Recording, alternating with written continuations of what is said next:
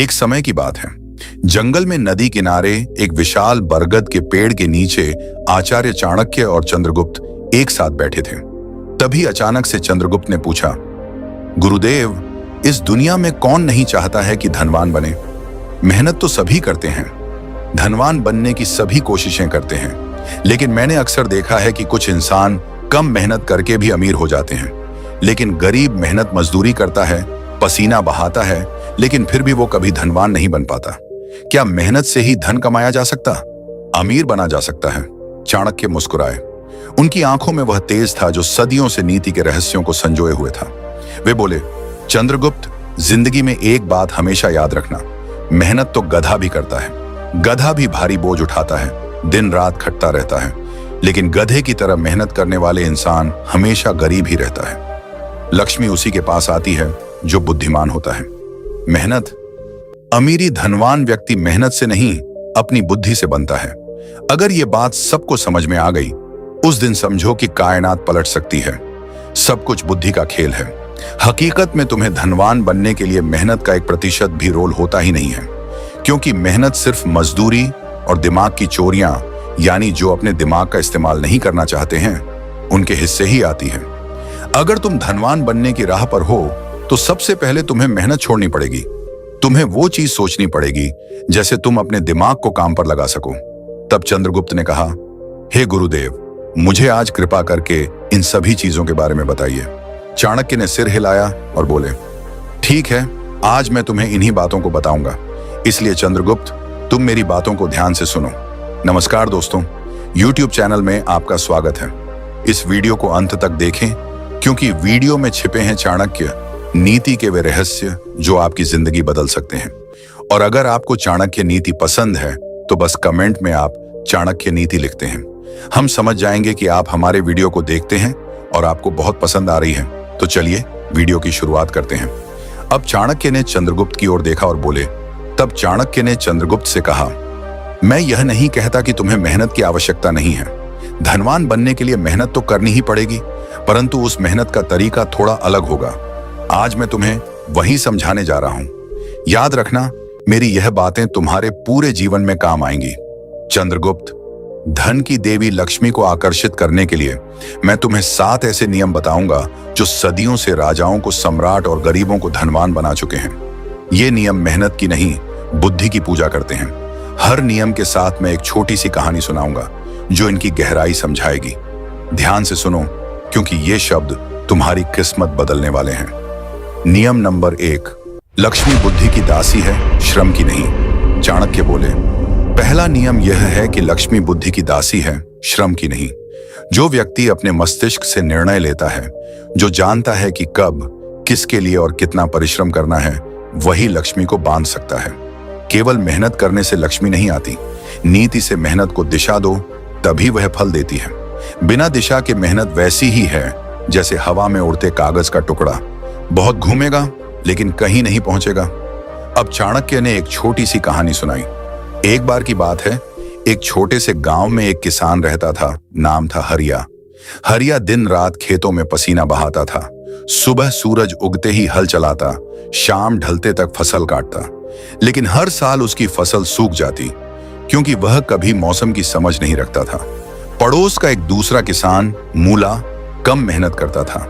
वह साल में सिर्फ 2 बार खेत में जाता, एक बार बुआई के लिए, दूसरी बार कटाई के लिए।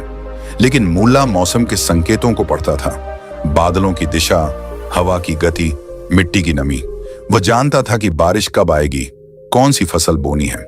नतीजा, हरिया का खेत बंजर रहता, जबकि मूला का खेत सोने जैसा चमकता।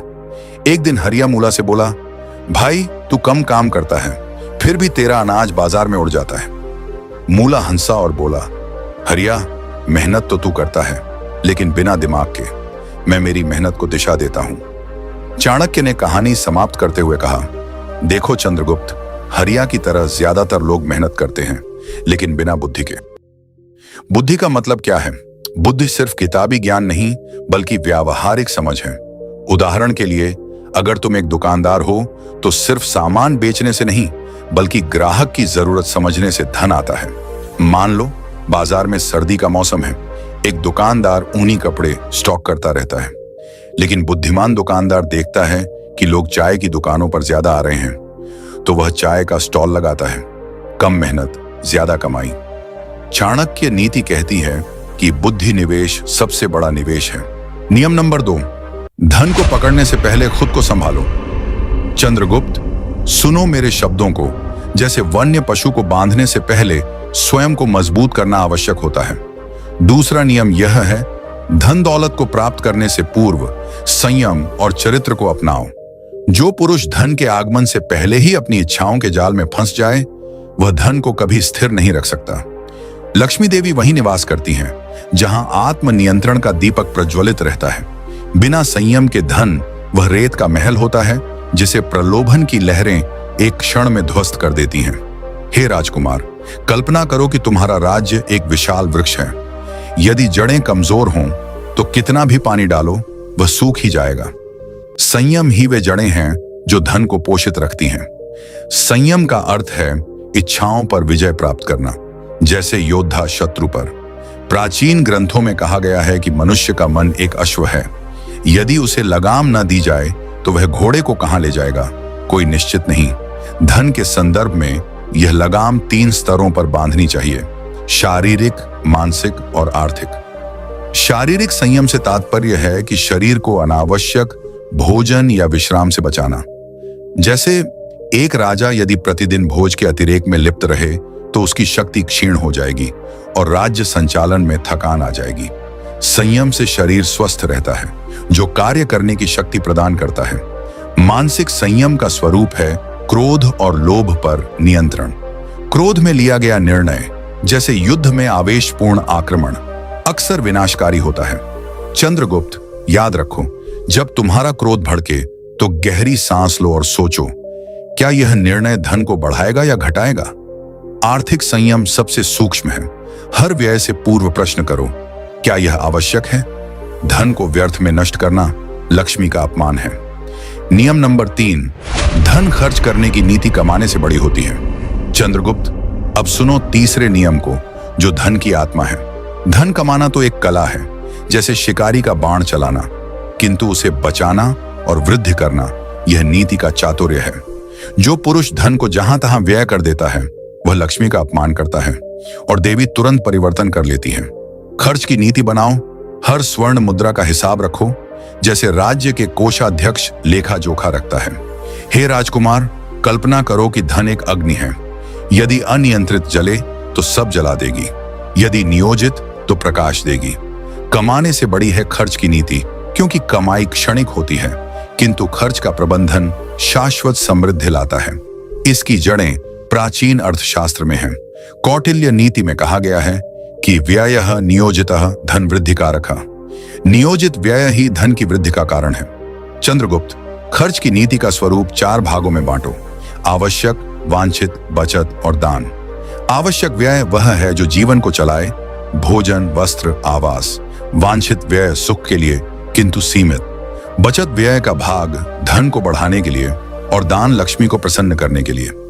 यदि तुम्हारी आय 10 मुद्राओं की हो तो 4 आवश्यक पर, 3 वांछित पर, 2 बचत में और 1 दान में लगाओ। यह नीति धन को अपमानित होने से बचाती है। नियम नंबर 4, समय धन से भी मूल्यवान है। हे चंद्रगुप्त, मेरे प्रिय शिष्य, अब हम चौथे नियम पर पहुंच चुके हैं, जो समय की महिमा का गान करता है।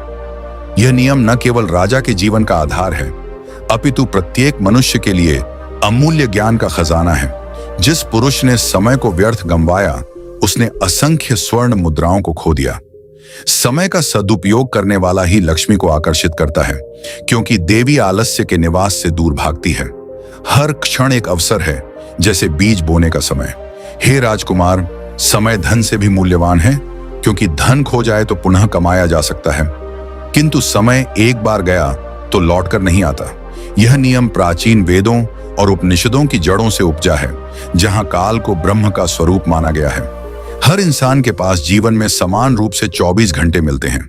एक अमीर सेठ के पास 24 घंटे हैं, एक गरीब भिखारी के पास भी 24 घंटे। फर्क कहाँ है? फर्क उपयोग में है। गरीब भिखारी अपने 24 घंटों को फालतू की चीजों में बिताता है। सड़क पर बैठकर व्यर्थ चिंतन, गलत संगति में समय नष्ट या फिर नकारात्मक विचारों में डूबा रहना। वह सोचता है मेरा भाग्य ही खराब है, इसलिए क्या करूं। लेकिन एक धनवान व्यक्ति, एक सफल राजा या व्यापारी अपने 24 घंटों को व्यवसाय, रोजगार और उत्पादक कार्यों में लगाता है। वह सुबह उठकर योजना बनाता है, दिन में कार्य करता है, शाम को चिंतन करता है।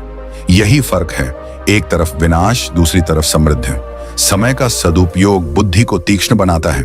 जब तुम प्रत्येक क्षण को उपयोग करोगे तो निर्णय शीघ्र होंगे। राज्य संचालन में 1 मिनट की देरी से शत्रु लाभ ले सकता है। नियम नंबर 5, बुद्धि का निवेश सबसे बड़ा निवेश है। हे चंद्रगुप्त, मेरे प्रिय शिष्य, अब हम 5वें नियम पर पहुंच चुके हैं, जो बुद्धि की महिमा का उद्घोष करता है। यह नियम न केवल धन संचय का रहस्य है, अपितु जीवन की सच्ची समृद्धि का आधार भी। धन को वस्तुओं में न लगाओ, अपितु बुद्धि में लगाओ। ज्ञान की वृद्धि ही धन को आकर्षित करती है। हे राजकुमार, बुद्धि निवेश धन का मूल स्रोत है, क्योंकि जो बुद्धिमान है वह अवसरों को पहचानता है, जोखिमों से बचता है और निर्णयों से विजयी होता है। प्राचीन ग्रंथों में विद्या परमम धनम कहा गया, विद्या ही परम धन है। यह कथन उपनिषदों से लिया गया है, जहां विद्या को अटल धन माना गया है, जो न चोरी जाता है न नष्ट होता है। हे चंद्रगुप्त, कल्पना करो कि तुम्हारा राज्य एक विशाल वृक्ष है। जड़ें बुद्धि हैं जो पोषण प्रदान करती हैं। बिना जड़ों के वृक्ष गिर जाता है। बुद्धि निवेश का अर्थ है धन को वस्तुओं जैसे आभूषण या महल में न लगाना, अपितु ज्ञान में। एक व्यापारी जो केवल सोना खरीदता है वह जोखिम में पड़ता है, किंतु जो बुद्धि में निवेश करता है वह बाजार के रहस्य जान लेता है। बुद्धि से निर्णय सटीक होते हैं। एक राजा जो बिना सलाह के युद्ध करता है हार जाता है, लेकिन विद्वान राजा जैसे विक्रमादित्य ने बुद्धि से साम्राज्य विस्तार किया। दैनिक जीवन में एक किसान जो मौसम का ज्ञान रखता है वह फसल बढ़ाता है। उपाय सरल है, ग्रंथ पढ़ो, अर्थशास्त्र, नीति शास्त्र, गुरु से सीखो, सभा में विद्वानों को आमंत्रित करो। चंद्रगुप्त, राज्य में भी बुद्धिमान सलाहकार धन बढ़ाते हैं। एक सलाहकार जो अर्थव्यवस्था समझता है, करों को सही लगाता है। पंचम निष्कर्ष, बुद्धि को अपना धन बनाओ, बुद्धि को अपना धन बनाओ। यह वाक्य मात्र एक सलाह नहीं, अपितु एक मंत्र है जो प्राचीन काल से लेकर आधुनिक युग तक हर सफल पुरुष का मूल आधार रहा है। हे राजकुमार, बुद्धि निवेश सबसे बड़ा है, इसे अपनाओ, धन आएगा। जय हो। कल्पना करो चंद्रगुप्त, एक ऐसा राज्य जहां सोना चांदी की नदियां बहती हों, जहां खजाने की दीवारें ऊंची हों, किंतु शासक का मन अज्ञान के अंधकार में डूबा हो। क्या वह राज्य कभी स्थिर रह सकता है? क्या वह धन कभी सुख का कारण बनेगा? नहीं। हे मित्र, असली धन तो वह है जो तुम्हारे मस्तिष्क की कोठरियों में संचित हो। ज्ञान का भंडार, विवेक का प्रकाश और बुद्धि का तेज। यह धन चोरी नहीं होता, नष्ट नहीं होता और न ही समय के साथ मुरझाता है। यह तो बढ़ता ही जाता है, जैसे कोई वटवृक्ष जो एक बीज से लाखों शाखाओं में विस्तार पा लेता है। बुद्धि को धन बनाने का अर्थ है हर क्षण को एक निवेश का अवसर मानना, हर किताब पढ़ना, हर अनुभव से सीखना, हर गलती को सबक बनाना। यही है वह निवेश जो ब्याज पर ब्याज देता है। अब सोचो, क्या बुद्धि मात्र किताबी ज्ञान है? नहीं चंद्रगुप्त, बुद्धि तो वह ज्वाला है जो मन को प्रज्वलित करती है, जो निर्णयों को दिशा देती है और जो जीवन की जटिलताओं को सरल बनाती है। प्राचीन आर्षि कहते थे, विद्या विनयम ददाति, ज्ञान विनम्रता प्रदान करता है। लेकिन आज के युग में जब दुनिया तेजी से बदल रही है, बुद्धि को अपनाने का अर्थ है निरंतर सीखना। कल्पना करो, एक योद्धा जो तलवार चलाने में निपुण हो किंतु रणनीति से अज्ञानी हो, वह कभी विजयी नहीं हो सकता। ठीक वैसे ही व्यापार में धन कमाना मात्र पर्याप्त नहीं, बुद्धि से उसे संभालना, बढ़ाना और संरक्षित रखना ही असली कला है। हे चंद्रगुप्त, तुम्हारा राज्य मौर्य साम्राज्य का प्रतीक है, विशाल, शक्तिशाली, किंतु उसकी नींव बुद्धि पर टिकी है। चाणक्य जैसे गुरु ने यही सिखाया, बुद्धि से बंधे रहो तो धन स्वयं तुम्हारा दास बनेगा। इस निष्कर्ष में हम कुछ गहन बातें छुएंगे जो शायद सीधी न लगे, किंतु घूम फिराकर उसी सत्य तक पहुंचाती हैं कि असली धन तुम्हारे दिमाग में बसता है। यदि तुम्हारा मन सही दिशा में हो, यदि शिक्षा और ज्ञान की जड़ें गहरी हों, तो समृद्धि तुम्हारा अनुसरण करेगी तुम कभी गरीब नहीं हो सकोगे, क्योंकि गरीबी तो बाहरी आभूषणों की कमी है, न कि आंतरिक प्रकाश की। आओ इन बातों को विस्तार से समझें, जैसे कोई नदी जो मुहाने से समुद्र तक बहती हुई हर किनारे को स्पर्श करती है। नियम नंबर 6, अवसर पहचानने वाला ही अमीर बनता है। हे चंद्रगुप्त, मेरे प्रिय शिष्य, अब हम छठे नियम पर पहुंच चुके हैं, जो अवसरों की चेतना का आह्वान करता है। यह नियम धन प्राप्ति का कुंजी है, जो सतर्कता सिखाता है। अवसर को देखो, पहचानो और पकड़ो।